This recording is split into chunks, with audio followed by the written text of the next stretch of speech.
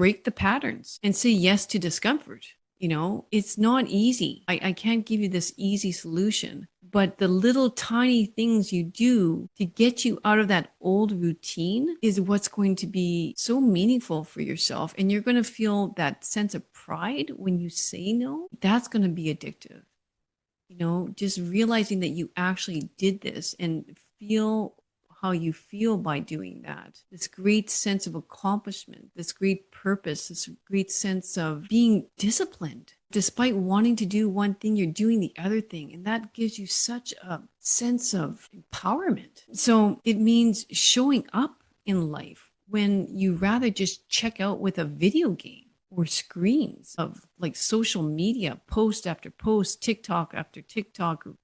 If you want to really crash your ability to attend and focus anything, get on the TikTok, feed yourself those 20, 30-second reels. I don't know what they are.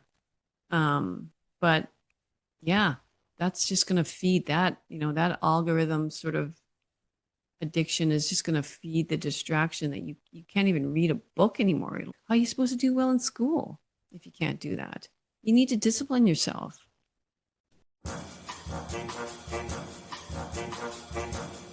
Dishonesty, disrespectful, discrimination, detached, dismissive. That's it. I'm done. Relationships can be messy. Are you having trouble with your personal or professional relationship? Not to worry. As a relationship therapist and coach for over 25 years, I have a lot to share. And so will my guest experts. Let's get smarter in our business and personal lives so we can be our best selves. Now, let's get on with the show.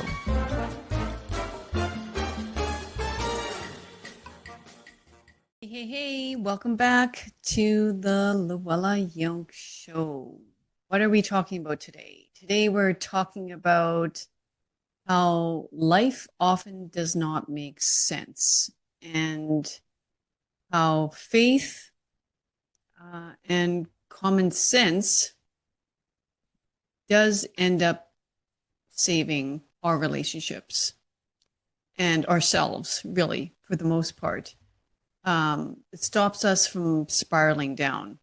So, I think anybody who's listening to this episode can really relate to at one point in their life where they heard news that knocks the wind out of you. I sure know I have. And I know friends that have as well. Honestly, every single day someone gets hit with news like that.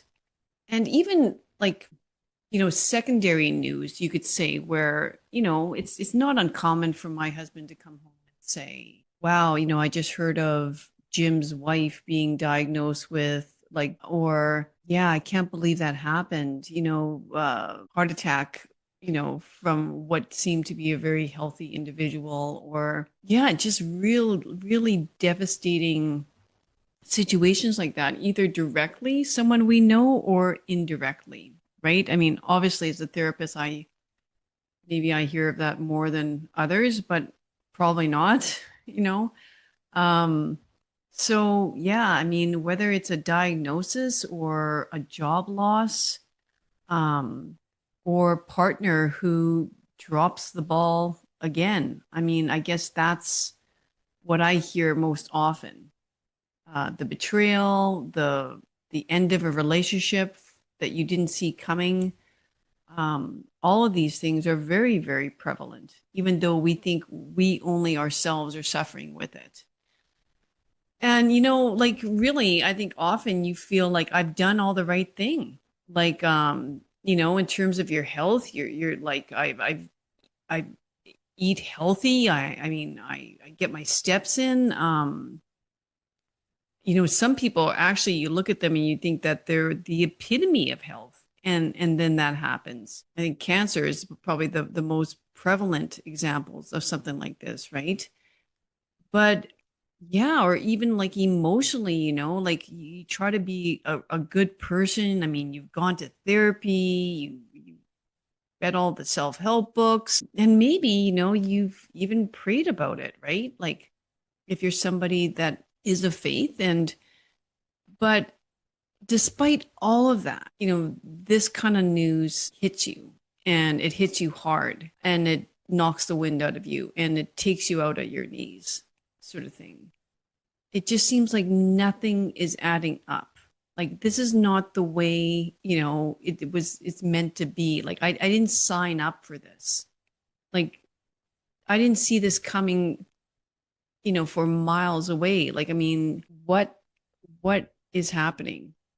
And like I hope you never feel like that. But yeah, I mean, that's all I can say. I hope you never feel like that because it's awful. Um, but you know what? Like, unfortunately, that's where it all starts. And when I say it all starts, what am I talking about? I mean, the unraveling. That's where we start to spiral. Many of us start to spiral. Um, we overanalyze, we're trying to make sense of it. We're in our heads constantly about it. Like we're going to find an answer in there somehow. We can do it all on our own. We can figure this out. There must be a reason, and I'm going to figure out that reason so this never happens to me again. Yeah, I think people that, are even health obsessed can really go down that route. Better get that supplement. Oh, I heard that this, you know, we're low in this vitamin, most of us, so better get that too. And we're always trying to put some sort of protective barrier around us, um, that, nothing can penetrate. And there's a good and bad side about that, right? And let's look at that today. Or even like when I say we're trying to problem solve, and I give you the example with the health thing. When it comes to relationships, we often start looking for someone to blame, and usually it's the one that's standing close to us, like you're the reason. Um, it's so easy to turn to a child, a spouse, a colleague. There's always somebody that's causing this. It's never you. So yeah.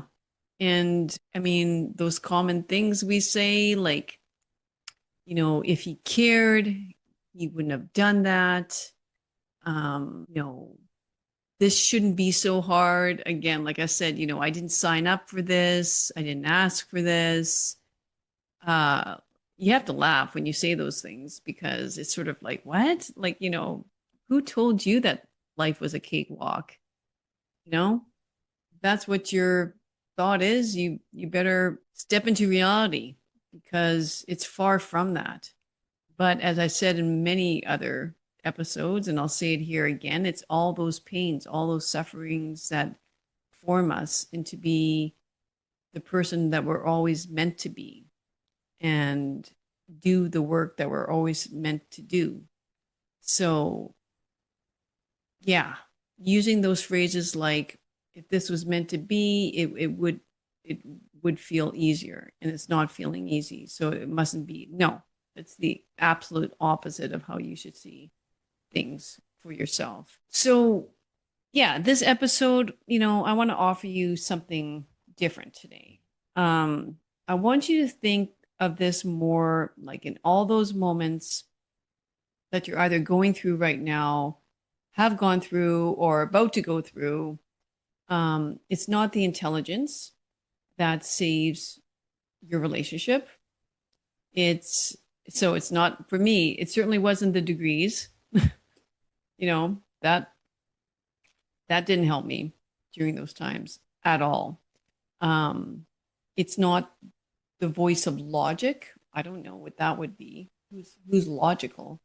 Um, I mean, I guess if you went to psychology and science, maybe it's more the voice of the clinician, the voice of the therapist, um, although it can be helpful. that might not be it, and it's not something that you Googled. It's not the next great communication hack. Like I try to listen to podcast episodes that, might give me some enlightenment, right? And you often hear of these, relationship experts, with their one, two, three, um, I don't know, step process of blah, blah, blah. First of all, I don't know anybody who remembers these steps, because for lack of a better term, when the fit hits the shan, you're not looking at some PDF that says step one, do this, step two, do that. Um, but what's really helpful, what I know to be very helpful, and this is for certain what you need, it's a good dose of faith and followed by some common sense.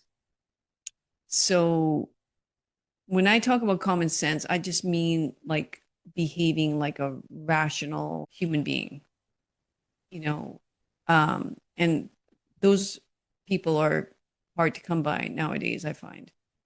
Um, but I'm telling you, faith and common sense, those two, well, I mean, I think they've gone out of style. Like I said, it's hard to find by. It's like an endangered species nowadays. But you know what? Maybe that's a little grim way to look at it. Maybe they haven't left. Maybe they're still there. And how can we find it? How can we go back to faith and go back to some common sense? Um, well, I know this. Like I said, I know that we can't think our way through every problem. That's for sure. So, in other words, to be very direct, your brain cannot fix everything. Um, so, this overthinking that you're doing, this being in your head all the time, stop doing it because that's not where you're going to find the answer. Especially, like I said, in the middle of a crisis. When things go wrong, this is when the mind kicks in hard, right? Why did this happen? Who is to blame for this? Um, and if you love self-sabotaging yourself, if you have super low worth, then you spiral down that horrible, vortex of I'm not good enough, I'll never be good enough, I am useless, I'm worthless, here I go again, uh, I'll never change, I'm useless, please do not do that. That's even worse rather than blaming somebody else because that brings you, like I say, into a deep, dark vortex of emptiness and nothing more than the devil loves than that because then he can really get his fangs in you. Don't do that. But, you know, also stop trying to figure out how to fix it, but instead, I want what is, might bring you more clarity instead. Or let me give you some clarity. It's sort of when we react, when we get triggered like this, when we're not in that place of peace and serenity. Like you have to think when you're on edge all the time, you react. If you're peaceful in that parasympathetic, nervous system type of tone where it's more rest and digest and you're at peace and you're calm and you're taking every day in stride and you're not rushing and running towards success. If I must do this, I must do that, I must get that done, this done, da, da, da, da. When we're in that sort of frenetic energy, that's when we react. That's when we lose the plot. That's when we spin out of cycle. It's not responding, it's reacting. And that's not where we want to be. We don't want to be in that fight or flight. It's a horrible place to be. That's, when we build those silly mental stories in our head, those narratives where, oh my gosh, how careless, how can he be this careless? And how can he be this inconsiderate? And, oh my God, like she always does this. Like this is just so her. She, like all, these words always and never and always, like all these, absolute values that we put on people's behavior when that's just not true. They don't always do this and they don't never do this and et cetera, et cetera. Yeah, like I knew this would happen, all those phrases. You guys, that's not wisdom, okay? That's called panic and disguised in problem solving. You think you've got it. Such a sleuth, sorry. Maybe you're a sloth too. But, you got it. You figured it out. Good for you. That's panic. That's anxiety.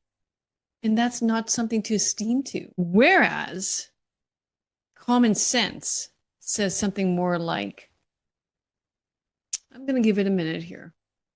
I'm going to pause. I'm not going to react. I'm going to take this in stride. I'm going to take a breath. Actually, maybe I'm going to take 2 or 3 deep breaths. I'm going to give it 2 minutes of deep breathing. You know what? Might even give it a day. Like, because you know what? Not everything needs an end, a conclusion, an answer right now. Okay? And really, this is where faith, and not necessarily religion, but quiet anchoring of faith steps in, not with some flashy solution. Okay? Because I'm not saying that only people of faith, respond in this way. There are many people, intelligent, very successful, open quotes, people respond this way. It's people who I think have been through many situations in life and have gained some wisdom, or know how to what runs a company well, what runs a business well, and what doesn't, and that's responding, pausing. But, we should probably, instead of giving it an immediate solution, we would probably be better, to ask the question, what is actually required of me right now? And maybe that's patience. Um, maybe it's silence. Maybe it's offering a soft word when everything in your body wants to lash out. Pause, the quiet, the solitude, the breathing, guys, is so important. And don't tell me you can't do this. You can. You just need to practice it. But the thing that I find very helpful with faith is that it reminds us that some things are unknowable at the moment. Like, and that brings you to humility that actually you don't have the answer, and you don't have the understanding that's necessary for this to get through this. You may never have the understanding necessary to get through this. And that's okay. That you're going to find peace with that, like this whole idea of, like we got to get out of this like frame of mind where we feel we need to be in control, because control is not the same as clarity. Yeah, let me explain. So in relationships, especially among strong, driven women, I've seen control is often dressed up as care. Think about that. Control is often disguised as care. You come off as being caring. I care about you, and therefore I'm imposing this rule and this rule and this rule.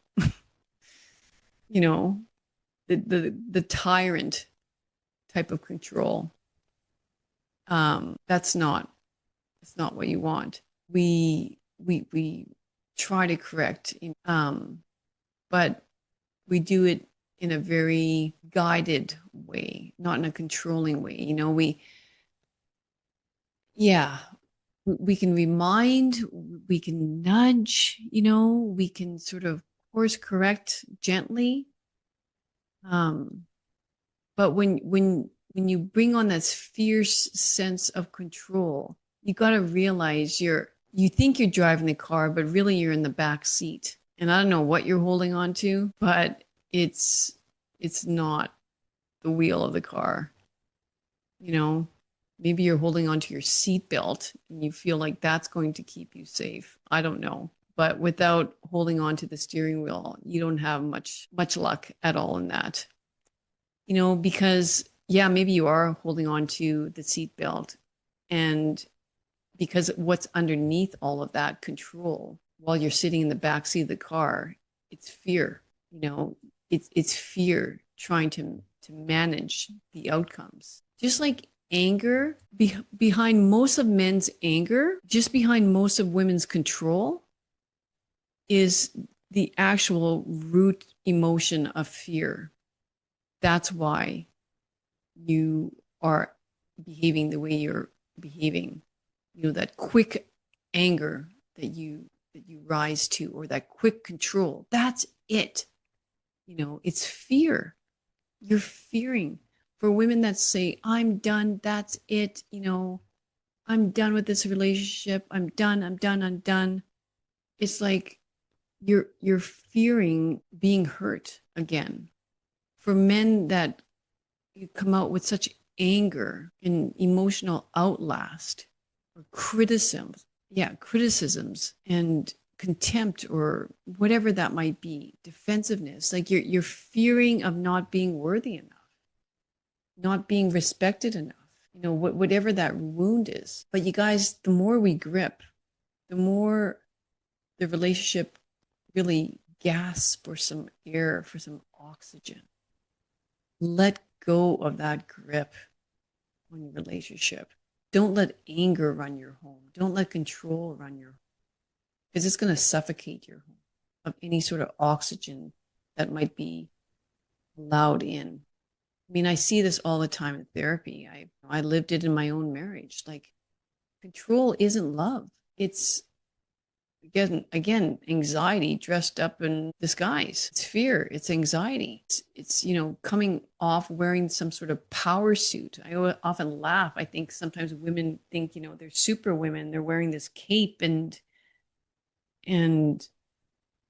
they're far from it. Especially with your partner, you're not their parent. Women especially, my God, stop mothering your husbands. You're not their savior, despite what distorted view of yourself you have. You're their equal. That's what you are. They're equal in dignity, equal in rights. You don't do that to your equal. You don't parent them. You don't mother them. You don't control them. That's not what you do. And faith, faith whispers. Like, you don't need to understand someone completely to love them. Okay? Get this out of your head. Stop being in your head trying to figure out your partner. We do that so much. I wonder, well, I think it was like, I hear people, partners, spouses come in individually, often saying this. I've been thinking about this a lot. And, his mom or his dad, and in his childhood, and the men do the same thing. She had a rough relationship, and I get it. Like, I mean, I do this for a living. I go into your past, and I want an idea of how you were brought up. And like, I get putting on the psychologist hat. I mean, it's a science. It's an arts, for a reason, psychology. Like, but we got to stop doing it to our partners, guys. We actually got to start talking to them instead of trying to figure them out. And sometimes the most healing thing we can do isn't another conversation. Even though I say talk to them, maybe it's your own work in solitude.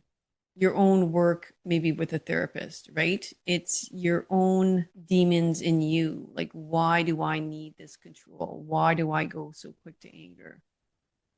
It's if you are having a conversation with them and more of them, maybe it's the type of conversations where there's fewer interruptions and there's less advice and there's just more presence, more active listening to them, you know.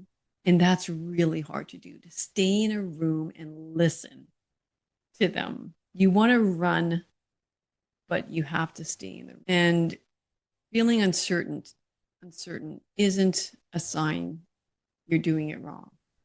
Okay? It's a sign you're doing it right. That's another lie we believe, often believe. If this relationship were healthy, it wouldn't be so confusing. It wouldn't be so hard. Not true. You're probably given these trials in order to make you more pure, to make you more present, more caring, more kind. Maybe that's what it's for. You know, some of the most meaningful relationships are also the most complicated. Just so you know, maybe that's going to give you some hope or skip in your step today. Because two people, each carrying their own story, their own fears and patterns, are trying to move in sync. And you can see how that's not formulaic. That's not some plugging in X, Y equals Z. That's it's emotion is feelings in motion. You're doing the dance. You're doing the cha-cha, you're doing the waltz, you're doing, you're breaking out doing, rap, whatever that might be. It's constantly moving and constantly changing. That's the dance. And that's what makes it exciting, guys. You never know what dance you're going to do today. Are you going to do like, the rumble? Or are you going to do cha-cha? Is it going to be Latin? Is it going to be tribal? Yeah, are we going to get out the bongos or are we going to, is it going to be poetic? You know, um, who knows? But just wake up each day, saying, I'm here for it, whatever it is. I'm willing to show up for it. Because you know what? Hard doesn't mean wrong. I'm not going to say life is supposed to be hard, but like just accept that hardships are there instead of trying to run away from them, you know? And gosh, it takes patience. It takes so much patience. And it's not easy to do at all, but it's making you a better person because of it. And the commitment, guys, towards it is everything. Putting trust and faith in just being up for it, like just I'm willing to fight the fight. I've finished the race. I kept the faith. Keep those words in your mind. And faith says, let the storm pass before you tear down the boat. Let the storm pass, Don't throw the baby out with the bathwater. It's all those terms are there for a reason. Don't abandon the ship just because it's rocking, guys. It's natural to rock. We appreciate those calm waters when they're there. We appreciate them even more when they're there. We revel in them. Otherwise life would be boring. This keeps us young, guys. If we do it right, it keeps us young. Sometimes shaking the boat is where the healing begins, because you're called to be sanctified, basically. Just this morning, actually, I sat across from a young man who laid out his whole story for me, much like I was telling you what we do together in the first session. He laid out his childhood, his failures, the injustices that he's faced over his young lifetime. I think he's about 22, 23. All of it. but it was all tied with but statements, vacations of why he erred, and I mean, did wrongly, maybe behaved wrongly, um, took on some addictions, for lack of a better term, sunk into those temptations, but it often followed with the but. But this is why. He had figured himself all out. And I could feel he was hoping that I'd give him some powerful diagnoses, something very impressive, um, something that would pull him out of his rut, in one session. Like, this is going to do it for you. This is going to clear it up. And what's super interesting, I have no idea how, these search engines work. But like, I asked him, I said, how did you find me? Because, yeah, I'm also always interested in that, and he said I don't know, I was either ChatGPT or Google, something about how to become a millionaire, and somehow found me. Okay, well, I'm not going to make you a millionaire, guy, but like, um, I'm hoping going to give you some wise advice. So, when he finally stopped, I basically looked at him and said, my friend, it's actually very simple. What you need in your life is discipline. And he looked at me a little bit stunned. I don't think that's what he had thought I was going to say. Like I say, he probably thought this, 1, 2, 3 step protocol. This is what you need to do. But like, when I went on, I said, and maybe it is sort of 1, 2, 3 step thing, but it's all the things he knows he needs to do, but he's not doing, because like, he let go of his diet through these times of darkness and despair. And I get that, whatever. It's the last thing we probably think about. Like, we emotionally eat, we sort of try to comfort ourselves through our taste buds, and with all the highly addicted, fat, sugar laden food out there, that's pretty easy to do. I'm not saying it's easy, guys, but it's not the answer. So I said, say no to the processed food, the overly processed food, and eat a high amount of protein at every meal. Satisfy yourself through that, because your mind will thank you. The building blocks, those amino acids build muscle, and that's going to help you burn the excess fat you put on, and without even hitting a gym and hitting the weights hard. Like, walk outside every day, move your body, it's get sunlight on your face. That's one of the first things you can do. That's relatively easy. And I'm going to say, what, especially for men, like men with their testosterone and stuff like that, they have it so much easier when it comes to losing weight. It wouldn't take him long at all. And then, that's physically, begin there. Very, very simple. Nothing that's costly either. You start creating the momentum with the basics. And then mentally, the next step mentally would be break the patterns.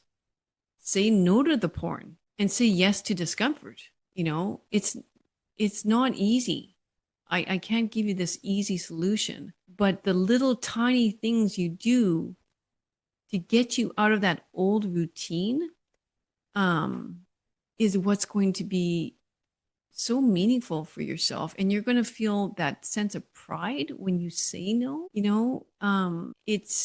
It's going to be, that's going to be addictive.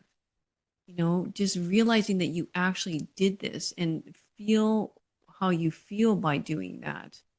This great sense of accomplishment, this great purpose, this great sense of, being disciplined. Despite wanting to do one thing, you're doing the other thing. And that gives you such a sense of empowerment, So it means showing up in life when you rather just check out with a video game or screens of like social media, post after post, TikTok after TikTok. Thank God I've never like jumped on TikTok. I mean, if you want to really crash your, ability to attend and focus anything, get on the TikTok, feed yourself those 20, 30-second reels. I don't know what they are.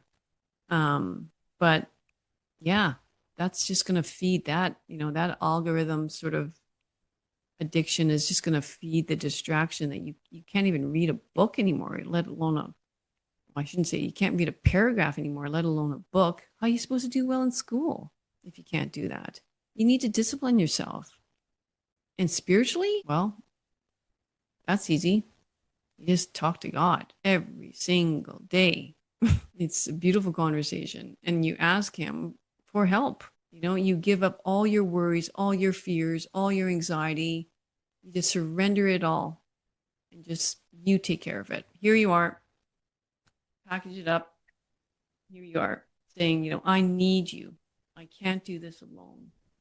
I'm giving this all to you so that you can carry this for me. And you constantly, ask Him for strength, for the courage to go through this. You don't ask Him to take it away. You ask Him to work within you to say no to these things.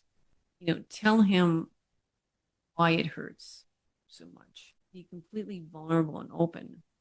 And what's really important also is to ask for forgiveness for all those terrible, idols you worship before the screen, the porn, the gluttony, you know, of the food that you took. Ask for that strength.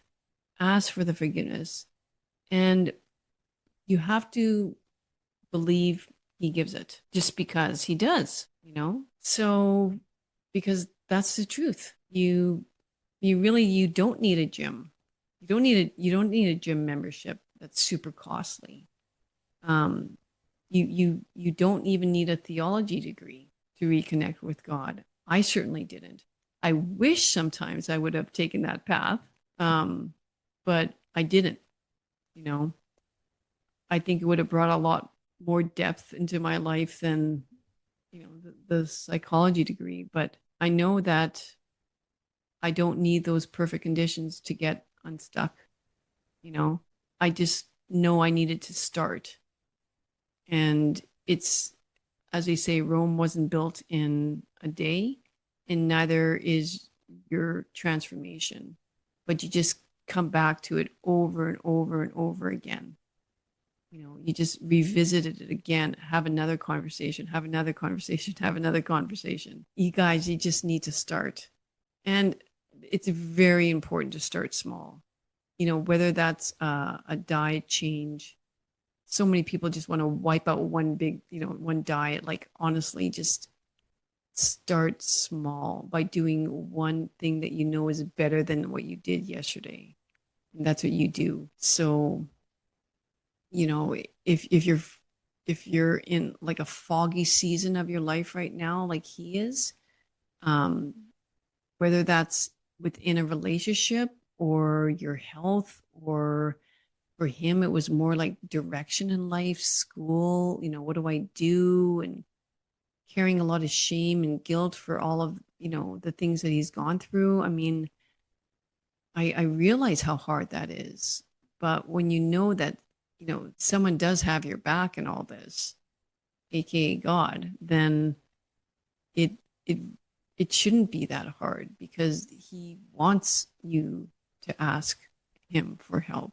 That's why he's there. And stop relying on yourself so much. He will help. And he did the right thing by seeking professional help first because he was so lost, and I hope he continues to check in and see me, but I don't know. I think so. I think he will, but it was a good place to start.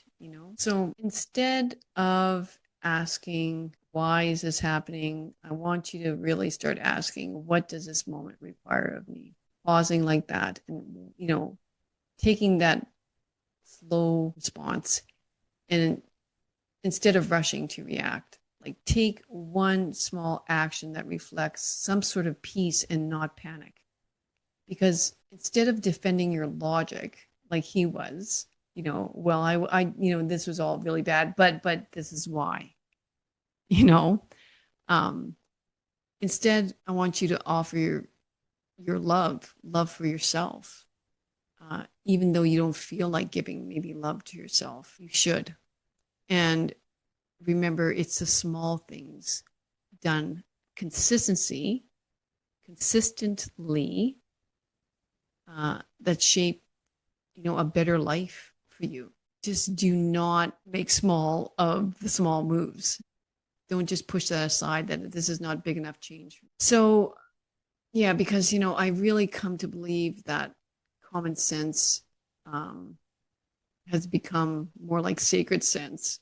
There's very little common sense out there anymore. And we need to go back to our roots, to our faith, back to what's stood the, the test of time for so long. It's what happens when you root your life, not in fear or ego, but in truth instead, in truth of the person you have the potential to be. That's the truth. Not your ego. You see how it's different though. You're not chasing success. You don't need to figure out how to become a millionaire. And that's so funny. That's how he found me. You just need to come back to the truth of who you are, and that you have a definite purpose in life. And for men, especially, that means giving of themselves. That's where they find their sense of self. It's by giving of themselves, giving humbly over and over again, type of patience and kindness that basically, like when you think of it, like in the house of Jerusalem, Joseph and Mary, that's the type of man Joseph was, constantly giving of himself, constantly caring for his family. I know this young man doesn't have a family right now, but someday I hope he does. And he's got to realize it now. That's how he's really going to find himself, is by giving of himself, not finding the next best crypto, whatever coin and quick way, this quick way of making money sort of thing. That's just going to lead you to more and more screen time, more and more porn time, whatever you want to call it. You don't need to know everything right now. You just need to begin somewhere. And sometimes the most powerful thing you can say, in your life, in your marriage, in your parenting, in your own healing is, I don't know, but I'm here and I'm ready to show up every single day for myself and for others. Because honestly, that's what the world needs more of, less of this selfishness. It's like idolizing money and wealth and honor and power and pleasure, and just giving more of oneself. And that's going to lead, if he does that, that's going to lead him to becoming a husband and creating a family. And that's what builds a beautiful society, and giving life to a child. Nothing is more precious than that. That's where he's going to find his joy, and he's giving himself to his wife and to children. So it has nothing to do with, not more opinions, not more influencers telling you what you should be doing, but just quiet faith presence, something that's really lacking right now in society. Because you know what? When faith meets discipline, like I was talking to you about, when common sense is paired with courage, that's when you become unstoppable. That's when you become incredibly powerful, honored, respected. I know that's what you're searching for, young men. That's how it happens. That's when everything starts to make sense again. So I talk to you a lot about control and this false sense of control, speaking both to women and speaking both to men. It's all very plainly right in front of us right now. And we have to start listening quietly to those voices that have always been there, but we just closed them off and distracted ourselves from them. Yeah. So that's about it, guys. Probably nothing that you haven't heard before, but maybe hearing it again might make you make some small changes in your life starting tomorrow. You know what they are. I don't need to tell you. I don't need to give you suggestions. You've wrestled with themselves enough. You just need to start small. See you here next week. Thanks. Thanks for tuning in to this episode. Remember that you can watch the full episode on YouTube, where I plan to hang out the most. Your feedback and suggestions for future guests are incredibly valuable to me, so please don't hesitate to post a comment. You are an integral part of this journey.